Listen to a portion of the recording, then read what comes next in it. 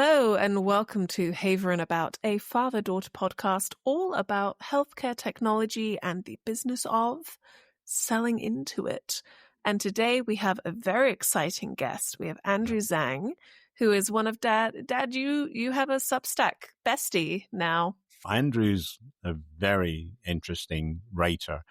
His style kind of caught my eye as I was reading through, and he's new like me. So I think he started writing and publishing about a month after me. And so we ended up being kind of like, emotional support animals for each other.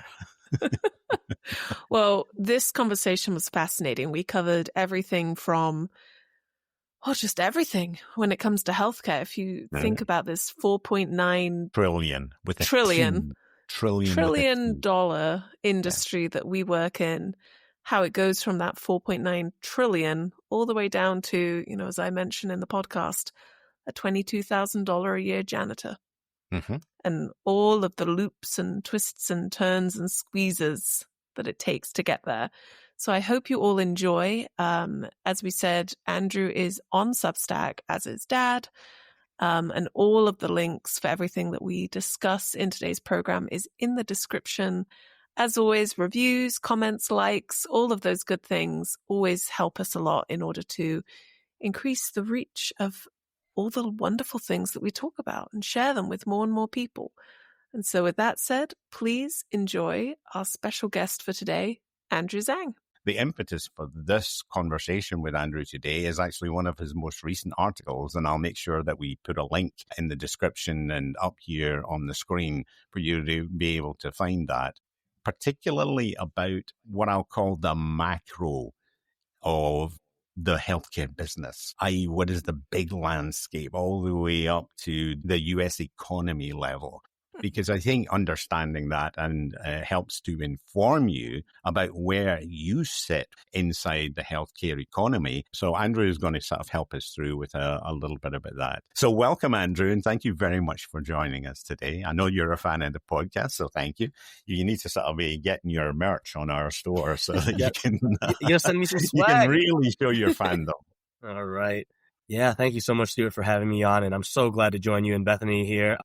Yes, Stuart and I, Substack, besties. And I really do appreciate you for that because that's kind of where my heart is right now. Like my mind and my business is on like LinkedIn where you can find me as well. But where my heart, where I started to write was on Substack, and Stuart has been an immediate supporter, and with your support, feeling very inspired to continue to research, share my perspectives, and discuss a lot of things about healthcare. So maybe I'll start even there, kind of where I'm at in the end here. I started doing a lot of research and write-ups on like long-form essays. Like who reads that anymore, right? But I wanted to do that because based on my experience as a healthcare consultant across, provider, payer, pharma, even a little bit of like policy experience, and really trying to demystify and clarify some of the complexity around healthcare. And I think more important than all of the technical jargon and the economic and all that stuff, I think there's like a heart to it. So the way that I've always wanted to do that, and I get back to the idea of my heart being on Substack, is trying to make it relevant to people. And I think that's really the most important thing in an industry that really is fundamentally about lives and people. And, obviously there's a lot of money and politics and, very tough things about it. But I think we need to understand all of it together in order to make it a more successful system. Well, I think that's one where, and maybe even if you see the title of this podcast, you're like, oh, economics, macroeconomics, right? Like I had to take an econ class in high school. I don't want to think about that again. And with everything going on right now politically, it's a very easy time to put your head in the sand and be like, nope, not interested. And for certain things, that's fine. If you need to do that to get through the day, you do you. But if you are in healthcare technology, if you are selling in healthcare technology to these CFOs and these buyers who their hospitals are going to live or die based on what is going on a macro level, you do have to be aware of it. You do have to kind of understand, where does the money come from that you're trying to get a little slice of the pie out for your SaaS solution, your AI thing, your whatever it is that you're trying to sell, your little slice of the pie, where does that come from? It's so important to understand that. Yeah. And I think that was one of the reasons I did an article which I called The Knights Who Say No, which was really advising people, to sort of like think about as they get their their sponsor inside an organization, be it a physician or a business department manager, whoever it might be, that there is still a lot of hurdles to cross internally to try and get consensus, because healthcare organizations are very consensus driven. But I then wrote a follow-up called the pauper CFO, which is even once you get past all of those gatekeeper type people, you can still get to the CFO and he goes, yes, a great idea. Yes, an awesome return or impact assessment in terms of, what the outcome could be. Guess what? I have no money. I just don't have any money. Sorry. Because this happened, that happened, the other happened. And I think that's what we're here to talk about today. I saw an article in Beckers today where the AHA is actually suing the federal government because of changes that they're proposing to the 340B reimbursements, which effectively it helps a lot of the smaller rural critical access hospitals be able to recover monies related to pharmaceuticals that they might dispense to patients as they're being discharged from hospital so they can continue that course of treatment. And that was the original intent. It's become way more complex than that. And so the federal government is trying to kind of like correct it a little bit. And of course, in that correction, it's upsetting the apple cart. And that may seem completely irrelevant to you selling your little medical device or your consulting services for whatever it might be. But for that CFO, potentially they're about to lose 1% to 2% of margin off their bottom line because those reimbursements are suddenly going to be held up. And how does he deal with that as a cash flow issue or even potentially a loss of revenue issue? So I think that's why it's so important to understand this big picture that we're about to go into.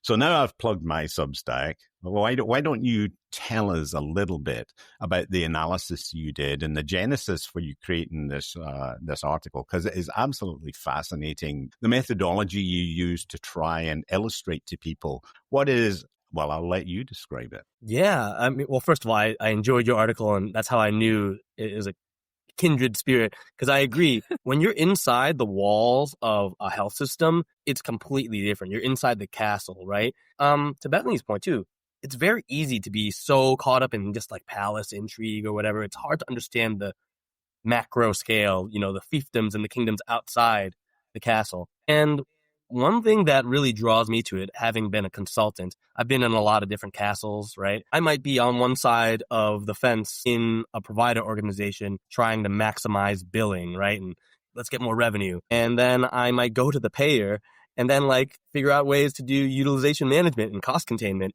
So for me, just as a personal effect, it felt like, man, I'm just like pushing the boulder one way and pushing it another way. Yeah. I'm like, what is everybody doing here? And I could feel a lot of people in healthcare probably have a similar sense, right? Like, what is the contribution here? And as I was thinking through that and developing my kind of soul-searching writing, I decided to kind of map out some of these things, right?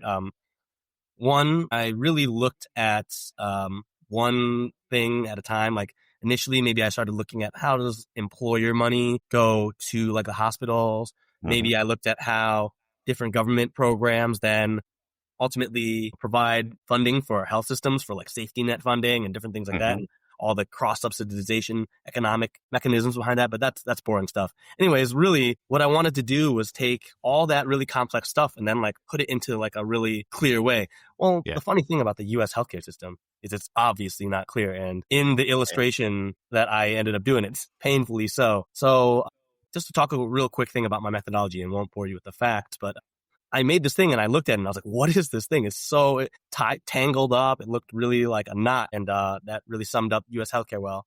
So then I ended up looking at some other countries to see how other people do it a little bit. And it's so much more clear and simple. Like the UK is a lot more direct in how they have a single NHS with some private insurance. Germany, and their namesake of the Bismarck model, has really an efficient German model as well. Although it is quite complex as well too, because you have to pay attention that they've got like 100-something different insurance companies. Is kind of a big burden there too. But in the end, it was all better than what we have in the US. And that's really what I was trying to illustrate. I think it's interesting that you said after, I think we're probably of a similar generation, similar age. I think when a lot of people have entered health tech as 22, 23-year-old, optimistic 20-somethings, I have noticed a lot of people when they hit that kind of 10-year mark, pause and either stay with it and they keep going, but they do kind of have that, this has all been interesting, or they just leave. I've had a lot of friends who have left in the last few years who have gone to other industries because they're like, this is too hard. It's too hard. It's too complex, and it's only getting more and more complex by day. So it's interesting that somebody else had that kind of, and I think that after a decade or so, like, that's also true life crisis. Of a lot of very large corporations. If you look at the history, thankfully, with this gray hair, I've seen a lot of stuff. And one of the things that becomes very apparent is the number of like mega corporations who go, we can crack healthcare. We've got all these other industries we're doing. Healthcare, this is going to be a piece of cake. And they come in and it's like, I've watched several, like McDonnell Douglas back in the day. Sort of like IBM has been in and out of healthcare in various ways, not just as an IT provider, et cetera, but trying to sort of like come in a much grander way, like 3 times in my career. And what happens is a bit like, what they did with Watson Health, in and out in 3-4 years, because they come in with a grand plan. They're really excited. They make big investments. They make acquisitions. And then suddenly they realize this is hard. And they suddenly sort of like fall out of love with it and back off. But Andrew, I'm curious about the lessons that you drew from your own experience once you actually saw the diagram and went, aha. Yeah. I mean, that was the one thing that I struggled the most with too, because when you generate this, like, I almost think about it like the cables under your desk kind of thing. And every guy, I feel like, goes through a phase of like, oh, I need to like organize my cables and like make them neat. But that's what it was like building this diagram. I was like, oh my God, like all these things in my life. Why do I have this plugged in? And that's a big part of the experience when you're going through it too. But when you work in like a hospital organization, you're just like it's massive. These are like 10,000, 20,000 person organizations. It's hard to understand how it all flows to you, right? You might have your thing and your thing is very big, but it's very small in the grand scheme of just even that organization. And then if you look at like, the region or your state, it's even, a big, just a part of that. And then all across this $5 trillion industry, I think what struck me, and it's always struck me, is kind of the scale of it.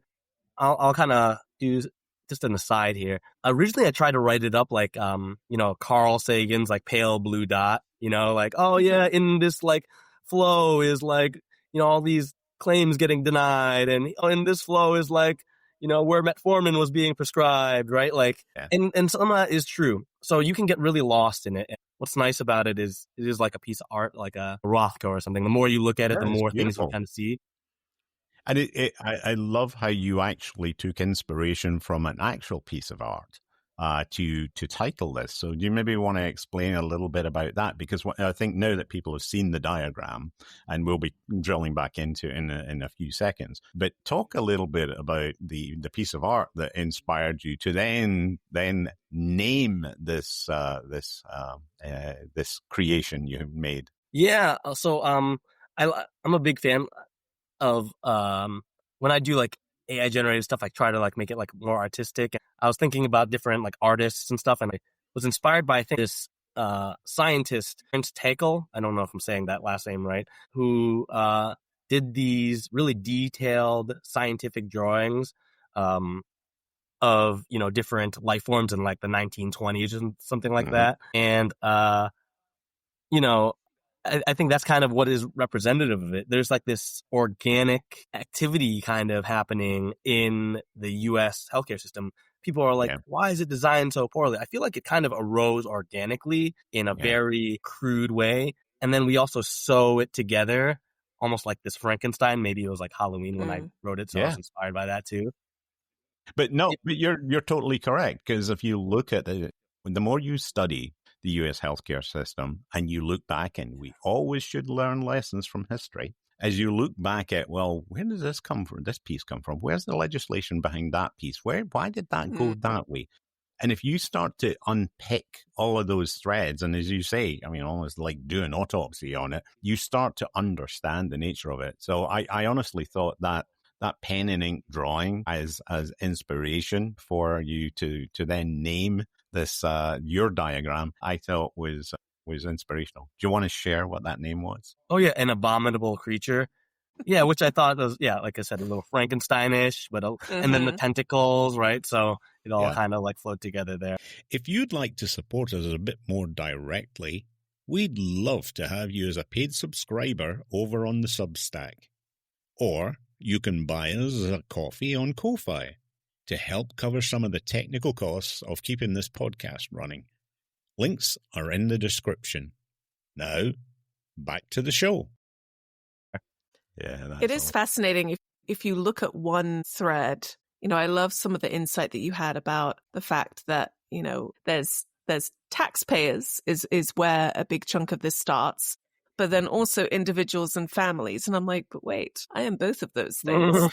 And so just realizing how much it is we are feeding into the system. And I think if we're just looking at the US here, right, but the rest of the world has other systems that may or may not be better. But looking at the US, we know we have an aging population right now. And it is very scary if you look at this, because we are going to have, as the boomers, the silver tsunami, retire. Yeah, it's coming. And Dad, what are you going to do about this? We're going to have to look after you. I actually, because now that I actually just qualify, sorry, I'll let you get back to your point in a second, baby. I just qualify. It's like, actually, I can see I'm going to be okay for maybe 5 to 10 years. Yeah. It's what then happens. So I actually think the Gen Xers are in way more trouble than we are, because we're all going to start dying off one way or another because natural lifespan.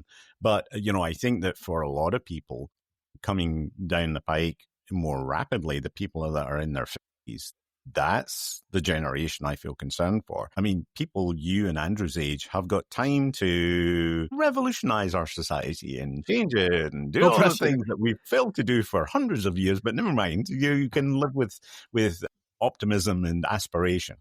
But I think that's the gap is going to happen, is that the people who have just retired, who have been hit 66 last year, 67 this year, etc., they're all going to be okay for the next little while. And, I've got, 4 more years to hit to 67, 2 more to get to 65. So I don't have to face up to that, and I intend to keep working. So hopefully I won't be relying on Medicare.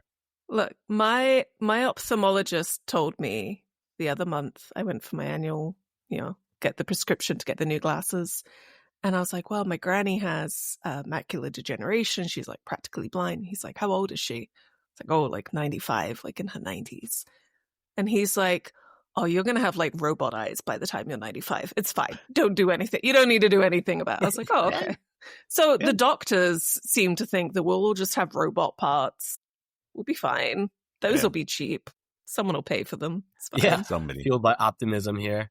And that's, I think you draw a really good kind of point there, because when you look at this like tangled financial flow diagram, right, which in itself could be really boring if I was just like, hey, look at this Excel sheet, right? Like, oh, isn't that interesting, right? Like, it's not interesting. You see yourself in it somewhere. And I see myself as a participant and a recipient in this system.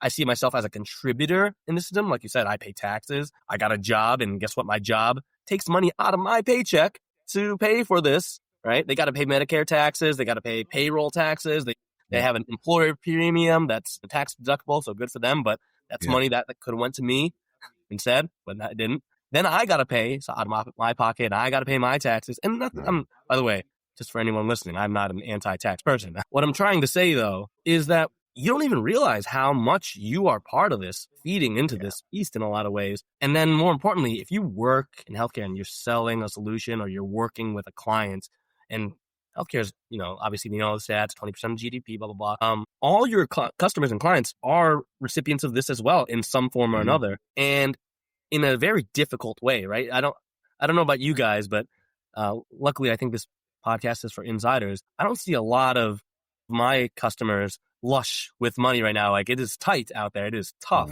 So when you look through this diagram, what are you really learning, right? What are we really seeing here? It's not like some money laundering or some ill intent, or, I mean, there's just a lot of inefficiency I can see for sure. Absolutely. I think and this is going to be the big contentious statement. So we'll make this one of those viral clips somewhere. Yeah, let's hot takes. What people don't realize, and this is what you said in the article, is we already have effectively a socialized medicine system. It's just grossly inefficient in terms of we've dressed it up in all kinds of ways to make it for various political perspectives and so on and so forth over the year. But there's already a huge imbalance between younger people who typically are not consuming healthcare but are contributing a lot to it. And then as you get into your middle and later years, you start to become a bigger consumer of those services. And then as you become elderly, then you become a very big consumer of a lot of those services through the Medicare system.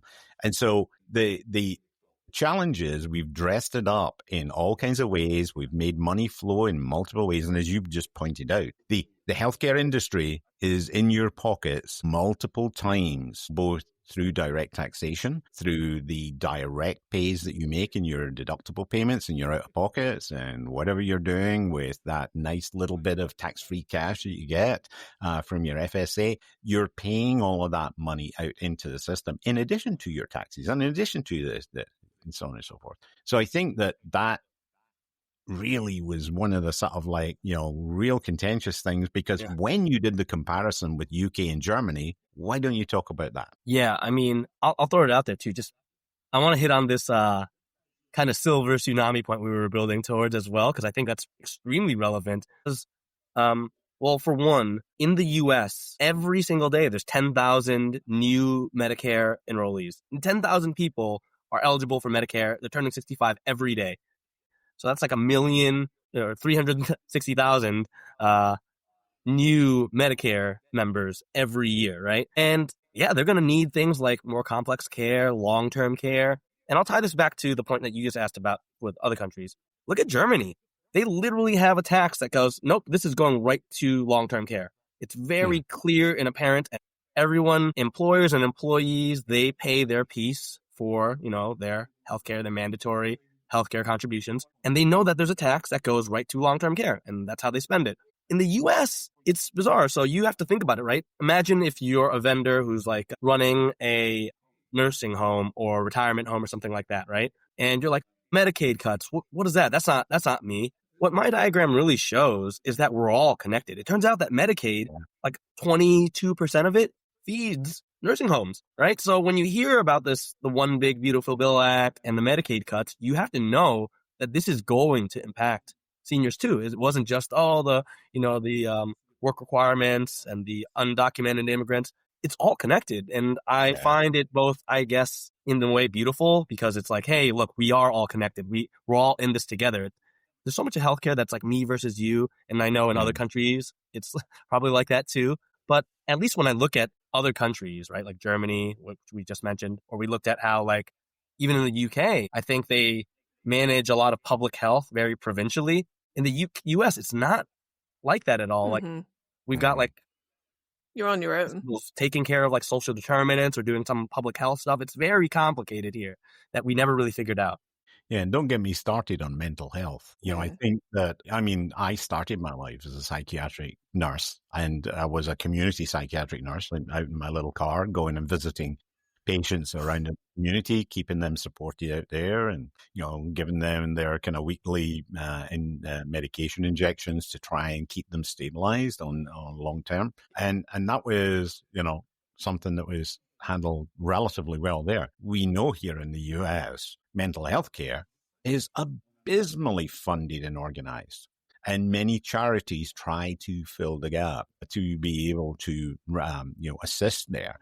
But I thought the elder care one is interesting because it's those hidden aspects. One of the things, as I was looking at the diagram over the weekend and reflecting on the last month of political activity here in the States, and you had all this argument and debate was essentially dressed up as opposition to the expiry of the ACA Obama sort of rebates or assistance for healthcare insurance. And when you look at that and you see it as 90 billion in comparison to the entirety of the rest of health.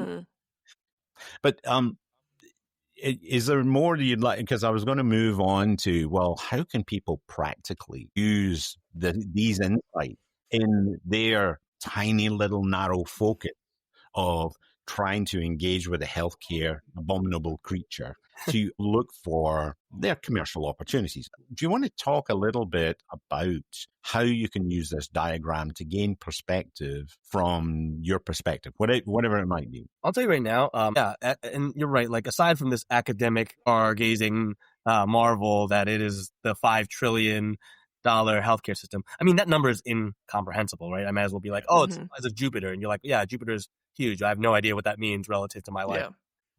But I think a big part of it is being able to see the forest from the trees a little bit. At least practically, that's my advice, is to kind of step back and zoom out and understand what piece you're contributing to and what's the larger thing at hand.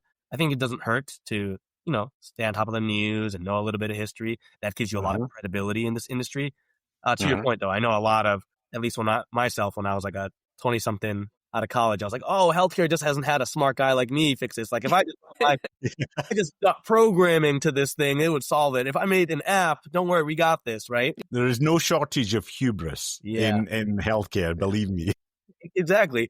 And then it turns out once you start studying it, the history of it, I think that's a real underrated thing. I mean, Americans generally don't really think too far beyond maybe even a couple decades, but even thinking beyond a couple decades, you learn a lot about how we all got this way. So anyways, let's get off my pontificating for a second. Practically, if I do understand some of this stuff, I've seen a lot of success in my experience talking to I don't know, for example, like a CISO, right? Like a information security officer about different cyber breaches in other parts of the country and understanding, okay, why is the technical infrastructure built this way? How does the money kind of flow into that? How does that get funded? And what are the reasons for the information flow? That gives me a lot of credibility in those conversations. Or maybe I'm working with a pharma company and I remember we were pushing for getting this cell therapy facility live. And that was really exciting because cell therapy, I won't go too much in the details of that, but it's just like you're taking someone's blood and you're teaching it to fight cancer and then putting it back into the person. So I was working with a bunch of project managers and scientists, and they're like, oh yeah, we got to hit these deadlines. And I'm talking to the director and I'm like, no, we got to move this stuff up so that, FDA's come in, we got to get this right. Someone's life is on the line. And it gives you a lot more credibility when you're working with these people who are really mission driven, right? Those are the people who have kind of made their careers here and they're not trying to make the buck. Those people really are the ones that can make the right decisions, kind of pull the levers to move mountains, garner the political will to kind of unblock the thing that's in your way. And I think having that macro understanding gives you a lot of empathy to what they're facing and therefore will make you more successful in your career. Well, it lets you understand, but it also allows you, I mean, a large part of selling or consulting is about establishing credibility. And the truth of the matter is the fastest, easiest way to do that is to be able to, as quickly as you can, demonstrate that you get it. You understand their business perspective. Because if they feel like you're just there to shill your latest, pitch, your toy, whatever it might be, your service, then they'll tune out really quickly. And I've seen it so many times in the flesh, is that you're there and suddenly they've picked up their phone within 15 seconds. And that's it. The meeting's over. Because they're already distracted by whatever the heck it is that is priority not in the top 10 and you are priority number 42. They're just being nice to the department manager that is hosting your meeting. And so I think that, particularly in the provider space, that's why it's important to try and establish that credibility to understand where your solution, your consulting engagement, your value proposition fits against that landscape. And it's not just, I was said to Bethany, one of the things that disappointed me about the health conference is so many of the vendors I interacted with, the people who were manning the booths, so therefore it wasn't typically executives, were just trying to convince me about the features of their widget. I love that episode, by the way. That's cool. And yeah, there you go. I've got another T-shirt that isn't a Haverin T-shirt from Bluey, and I'm sure your daughter I heard about that. at that age. And my favorite character in all of Bluey is Unicorse, and his favorite saying, and he's the puppet that Bandit, the father, uses in the show, and his favorite phrase is, "And why should I care?" And that's really a lot of times when you are making a pitch and you're engaging with any buyer, but particularly in the provider space, is they're like, they're looking for the so what, but where's the beef? In America, we say like and subscribe. In Scotland, we say, don't be a numpty, just press the button. Whatever catchphrase fits your generation, they're really looking for that. CFO Popper was inspired by another Substacker, Trey Rawls, who writes very, very long form analytical type essays. But what he said in that article that inspired my CFO Popper article is that essentially, if you are looking, number one, there's that tiny sliver of discretionary spending that everybody is chasing for as a vendor. But secondly, what the CFO is going to pay attention to is, show me how you can replace my spend elsewhere. If you're not displacing a cost I already have and hopefully giving me additional ROI, then I am really not going to pay attention to this. Generating additional revenue, the revenue side, that input side of your diagram is getting really choked these days. The federal government and the commercial insurers they're starting to push it down. So therefore, generating additional revenue is not a surefire area. If you're able to show that you can displace another cost that they've got, then I think that's something that then starts to get their attention. That resonates so true to me. Like you said, I've worked with this CTO in this hospital, and we were working on, just like all hospital systems, ebb and flow with IT, this contract renegotiation and like application rationalization. Oh my God, every CIO wants application rationalization, right? Mm-hmm. Like, let's get rid of these ops, get rid of shadow IT. So we found this crazy telecom budget that we could like cut, and it would save like $3+ million a year on like, I think it was like 86 million. Let's call it 100. And we had this great analysis and great recommendation that showed how they can be saving, 6% of OPEX every year and all this stuff. And after going with the CTO on it, he was like, yeah, you know what? Like the nuns won't go for that.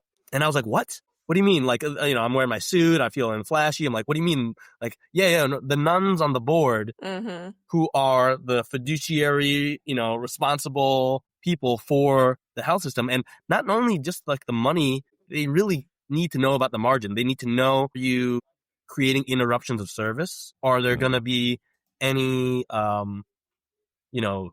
downstream impacts to kind of ancillary services or outpatient clinics, right? This is, I think, an 11 hospital health system here. And the nuns really do care about those communities, right? So we had to change our deck, like to really emphasize like continuation of service, like how we're going to approach dealing with the go live and the cutover, like the actual rollout plan, the ROI and when they could realize the savings was really the after part of the argument, because in the end, that's not what they wanted to hear. Yeah, they know they need to save money. That's why we were there. But they wanted to know, are you in it to like cash out a quick win? Or are you in it to really partner with us and make this thing work? Well, I think that's exactly the key. What do the people or the person that you're talking to, what motivates them? And that goes back to when I first started in healthcare, I was like a firefighting team and I would get dropped into a hospital, be like, go fix Dragon for these doctors. Yeah. And I'm like, okay. I'd walk around with my bag and I would sit with the doctor and they'd be angry. And after sitting with them long enough, they're angry because they are stuck at the hospital after their 12-hour shift and they can't go to their kids' baseball game because they're still charting. And that's why they're angry, because they're letting down their kid, they're letting down their family. Mm-hmm. So if I sit with them, whereas before it was like, and then I'd be like, look, if you give me 10 minutes, I can add these words to your vocabulary, your charting will be done, and you will go home. And they'd be like, okay. And I would sit and do it and fix it and sit with them. And then I would go back a month later and they'd be hugging me in the hallways. And they're like, I've made every baseball game. I'm like, yeah, you have. Because it was, what does that person care about? In the big picture, right? What does that person care about? So there's a sales methodology, and I've written an article about, many sales methodologies I've been trained in over my career. But there's one in particular, which was one of the earliest ones I was trained in, which is big and complex and kind of unwieldy to actually use and manage as a sales leader, called Miller-Heiman Strategic Selling. And there's an excellent book on it, and it's been around since the 60s. One of the key characteristics in that is what's called personal wins. Exactly as you say, Bethany. When you are engaging and you're trying to plot a sales strategy and you've mapped out who all the decision makers are of the different categories that Miller-Heiman breaks them down into, you have to, yes, you're looking at all the institutional imperatives, you're looking at the business drivers, what is the value proposition, etc. One of the most important things is, what is the personal win for each decider? Are they looking for a promotion? Are they looking for more time in their life? What is it that is actually important to them selfishly? Them, not the organization. Yes, we all like to sort of say, yeah, it's great, it's this, it's that. Some people, it is just like the nuns on the board earlier on. It's their sense of service and beneficial good to the population they're trying to serve. There truly are people who operate at that level, and that is their driver. And you need to understand that's truly their driver. And it isn't just a motto on the wall of the signage at the front of the building. Other people, it's much more about they're earlier in their career and they're very ambitious. They want a success. Other people looking towards retirement, it can often be, I want zero disruption. I want no upset. I don't want to do anything risky, because I don't want to have that blemish in my career. But, let me dial this back to the more selfish. We've talked a lot about the provider side. Andrew, talk to me a little bit about lessons that you think are here for the payers, because they're a large part of they're a large part of the industry that, depending on your point of view, either is the oil in the machine that makes all this money flow around, or is the administrative overhead and burden that makes this money not get to the front line quickly enough? And obviously people can take both those perspectives. Yeah, I think from the payer perspective, and you're right, it is, I think that's the whole point of Frankenstein, right? It's like, oh yeah, you have sympathy for the monster a little bit, and that's really what it is. It's an abominable creature, but you have sympathy for it. And like the payers are a great example too in a lot of ways. I've worked with payers, and you would think because they kind of in a lot of ways control the money flow, right? They collect the premiums and they manage the risk, and the actuaries decide how things get paid out and stuff like that. That they would be like flush with it, but it's actually really, really complicated too. Well, for one, working at like a health plan, you're just subject to a sea of regulatory kind of like the river. You're like a water wheel, and it just doesn't stop. So sales cycles are incredibly long, right? Like we're talking about from like one open enrollment period to the next open enrollment period, right?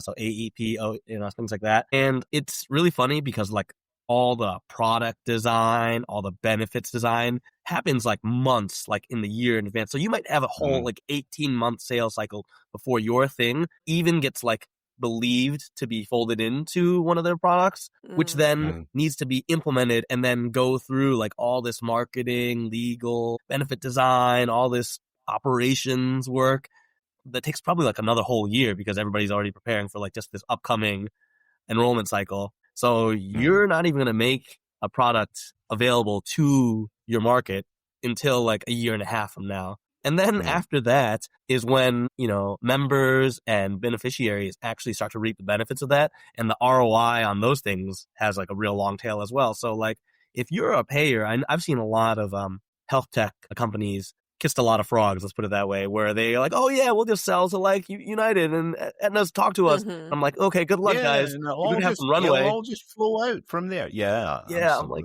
you got to know that what you're up against here, because like I'm sure your idea is great and I'm sure your execution can get there and you're willing to partner up, but you better have the patience to kind of last through these cycles, because that's really what it is. I see as one of the biggest pitfalls, right? Well, is how people get impatient and they're like, oh my God, how can I just cram in my solution faster? Mhm. And that really is one of the things that is a big blocker for success in the healthcare industry.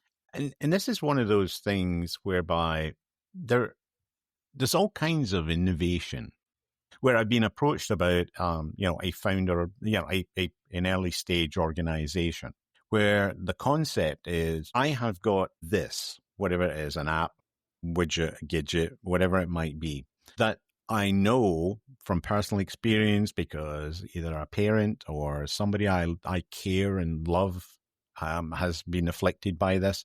And I've come up with this idea that if we'd just done this, it would have made their lives so much easier. And therefore, they extrapolated it out to, so that would mean they wouldn't need admission to hospital. And the problem is they then say, well, then who can we sell that to? The hospitals aren't going to be interested because hospitals, let's be honest, are really in the business of sickness, not in wellness. That is unfortunately just the case. Their focus is on treating people who are already sick. So therefore, there's lots and lots of the benefit of vaccinations and convincing people to eat. But really, the hospitals are incentivized to treat people who are sick. They go to the insurance companies and say, hey, I've got this great idea there are so many million diabetics in the country. And therefore, this will have this impact and that and they extrapolate it all out. And what they don't realize is unless there is an immediate return to the insurance company, to the payer organization, whether it be, a commercial organization or the federal government, they're just going to look at that and go, yeah, sure, that's nice, but it's not going to change my revenue. It's not going to sort of impact how the flow of money is actually going through. The government isn't going to pay me for that. I can't raise my insurance premiums because the politicians are already beating me to death on that. And I've got all these regulations on my head. So even though it's a great idea and on merit societally and impact on a very large population of patients, nothing gets done about it. And the people who come up with those ideas really struggle because what they don't understand is how the abominable creature works. These value-based care organizations, right? I'm going to take this population of diabetics and make sure that they're getting all of their treatment and their foot checks and their eye checks and their whatever else. And then tick, tick, tick, and then the insurance company will give me money. Well, who owns a lot of those VBC organizations? Private equity. Mm-hmm. Here's my hot take. Bethany says, if you don't subscribe, I'm not allowed to make any more dad jokes. Which honestly might be a selling point. But still, subscribe anyway, please. Does private equity give one hoot about someone's health? No. They care about the dollars, which is what, Andrew, your whole diagram is showing.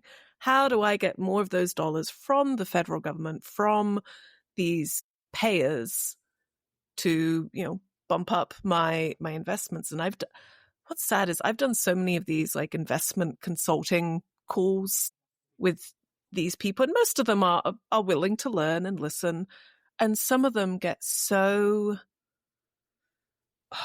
just up themselves. Yeah. And they're like, well, Epic can just make an integration engine. Well, the payers can just do interoperability themselves.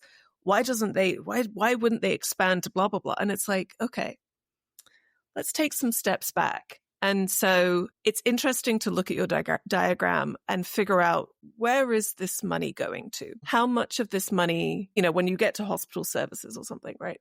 How much of this is going to clinicians, to staff, to executives, to patients in the form of pharmaceuticals, to executives in pharmaceuticals, to, again, going back to what we were talking about earlier, $4.9 trillion.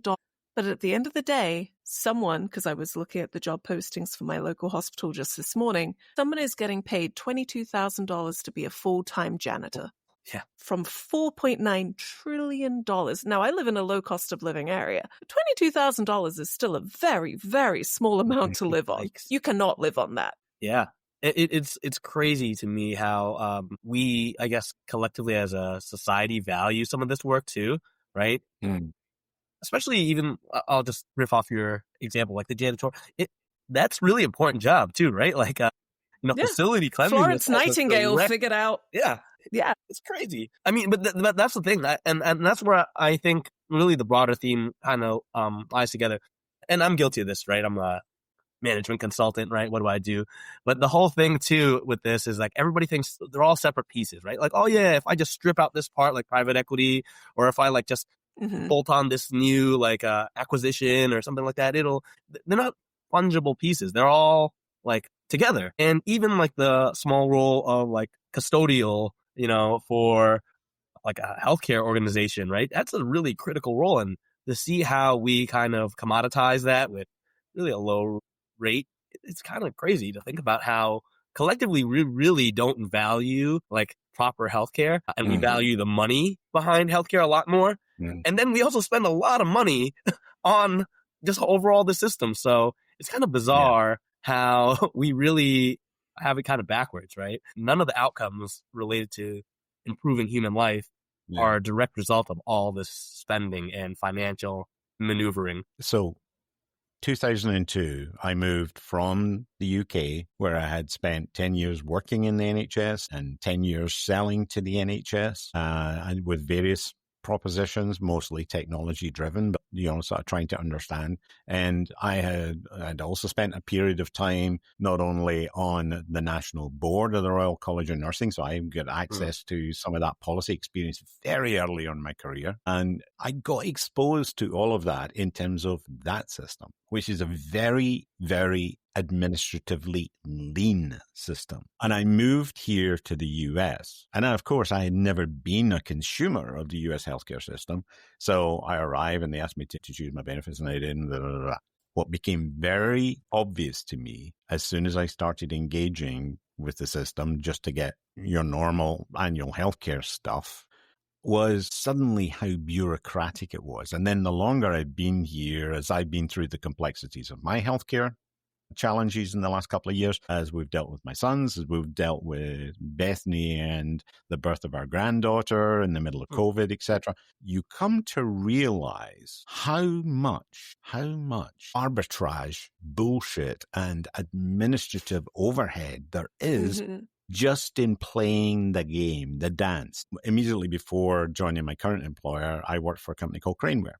They sold ChargeMaster reconciliation software, which is part of the revenue cycle and billing. Enormous industry just in the revenue cycle operations of the provider organizations to do this dance with the payers. So there is so much economic friction in the way that money is going. On the pharmaceuticals, the fact that we've even got a 340B program that needs to be administered to try and make money flow to these underserved communities. And then you have to learn the rules of that game. And then some hospitals are very successful at it and others struggle because it needs to be worked and you need to understand it. And some of the smaller hospitals just don't have the staff to be able to press the buttons to make that system work so the cash can flow to them. So I think that that's one of the biggest challenges I see with the US healthcare system is there is this atherosclerosis in the administrative overhead that is there that just makes it so difficult. And it applies across all sectors. It applies in the payer sector, as you alluded to earlier. They're heavily regulated. They're constantly trying to work on how can they bend the rules, work around the rules, maximize the rules. And you look at the ones who are public companies, and they're pretty successful at it. They're making a heck of a lot of money.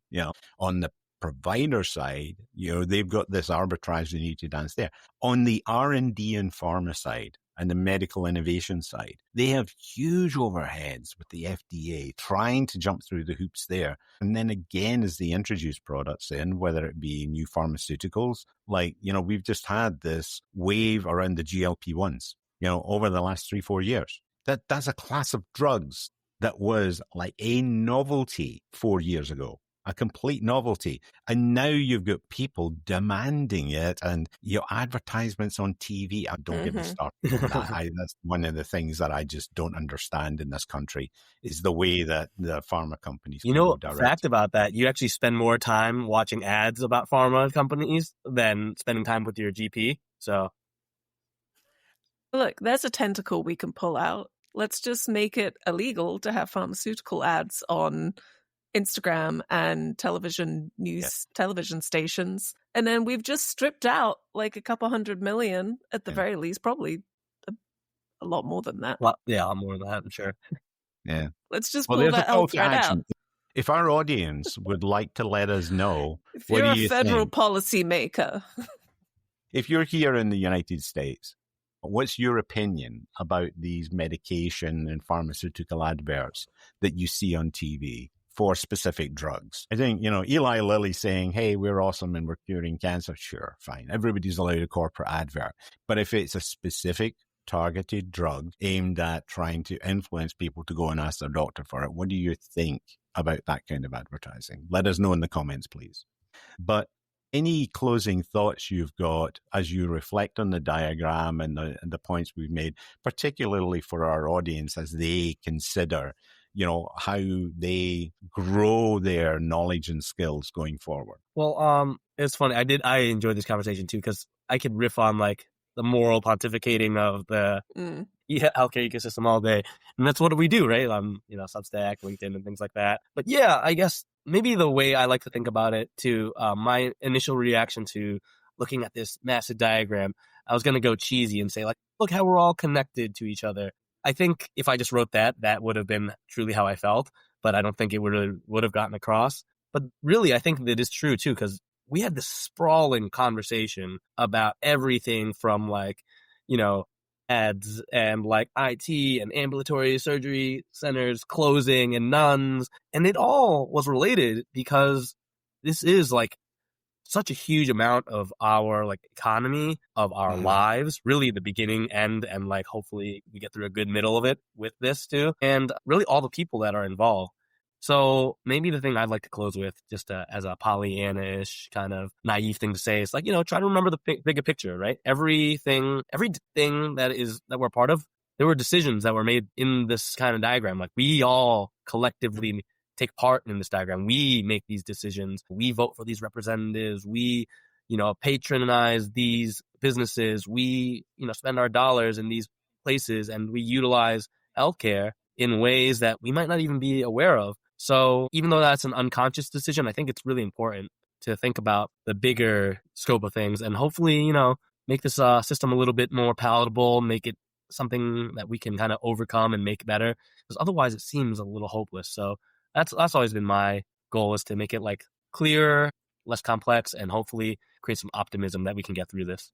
Absolutely. So I highly encourage all of our listeners and watchers to subscribe to Andrew's Substack for more very, very smart takes on healthcare and just the world that we're living in. I would also highly encourage all of you to like this podcast, to comment, to review, 5-star, all that good stuff. And Dad, is there anything else that you want to add before we sign off? No, it's been a fascinating thing. And I think for everybody who has an opportunity to reflect on what we've talked about, is maintain your intellectual curiosity. Don't just stay locked in your focused little bubble. Yes, sure, that's very important. We all know that whatever your priority today is, in terms of just whether it's just getting by, or you're looking for your next opportunity, or you're trying to help somebody in your family, whatever it might be, yes, that takes your priority.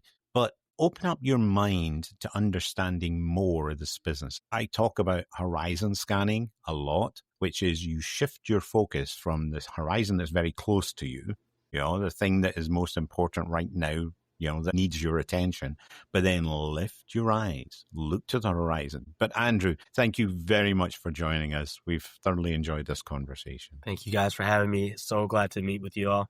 Awesome. Well, wasn't that fascinating? I told you at the top that it was going to be, and it was. It's almost like I knew these things. Andrew is such a great guy to chat with. Again, another episode where we could have gone another hour quite easily. Absolutely.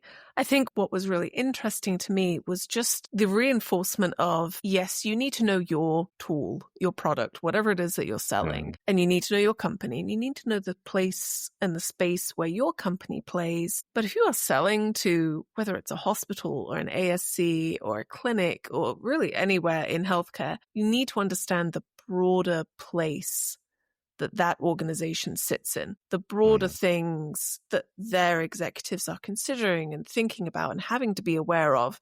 And the more that you can talk about that and truly be a consultative salesperson and not just a, here's my shiny widget, isn't it cool, salesperson, you will be so much more successful in life. And it takes reading people like Andrew and researching and understanding what's going on in the news. What about you, Dad? What did you take away from it? Well, I think it's back to that thing of, and I've had various sales leaders tell me this in my past, follow the money. And I mean, that's the whole point of drawing attention to Andrew's way of showing and illustrating how the money flows through the healthcare system in the United States and in the two other countries we mentioned, the UK and Germany. If you understand where that money is coming from, and I think it was fascinating to really get to that point, which says we, the American people who are paying taxes, who are paying for insurance, who are paying for our out-of-pocket, etc., and for all of our co-pays on our drugs and everything else, we are funding all of this. And yet we are not really the customer. The customer is the elements inside this abominable creature that Andrew described. You know, the payers have way more control. The hospitals have way more control. We, as the consumers of the experience, the healthcare experience, actually have very, very little control over it. And yet we're financing it, all that money that's flowing in on the left-hand side of that diagram. And so I think understanding that, even though it seems so huge, is really, really important. And then as you are looking at it, as you described from the other lens, looking at what the end of one of those little tendrils looking up, and how do you try and interact with that to be able to sell the value and the proposition of your solution, whether it's a service, whether it's a product, whether it's a technology platform. How are you going to impact that, and how are you going to deliver a true hard cash ROI that is actually going to be impactful? Because that's the fastest way